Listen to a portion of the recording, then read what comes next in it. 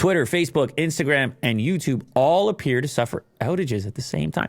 Curious, Will. This reminds me of a group of sheep walking in a circle behind one another, chaotically. There's Armageddon. No, actually, they weren't very chaotic. They were kind of orderly, actually, but the reasoning for it might be chaotic. Not one, not two, not three, but 4 major tech platforms suffered intermittent outages on Wednesday. I did hear about this. This morning, I was introduced to this particular issue. Were you affected?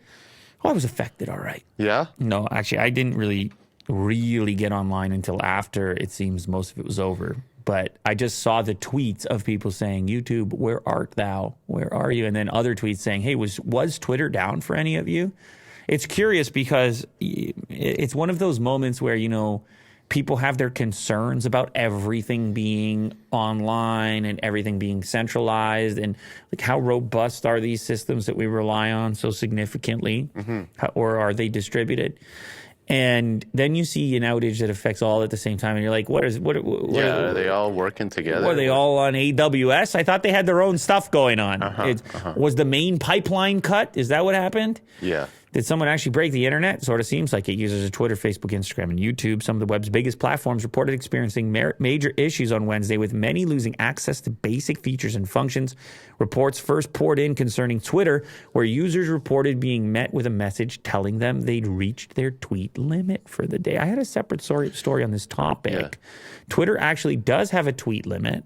It's 2,400 tweets per day, which the platform says it uses to alleviate strain on its back end. However, most people don't tweet that much, and many of the people who reported receiving the message said they hadn't even tweeted that day. What you doing, Elon? Hey, Elon, what you doing over there?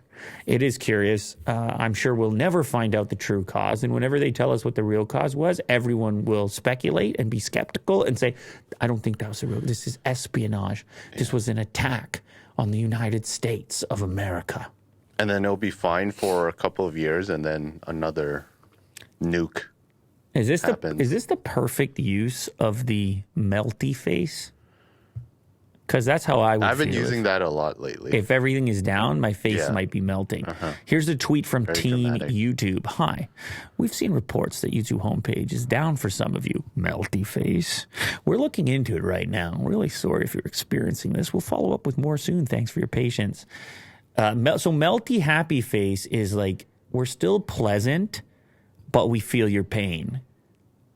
Is that what they're trying to put out there? Because everyone has a melty face. I would use skull there in that circumstance. No, that's too dramatic. Exactly, that's why I love it. Yeah.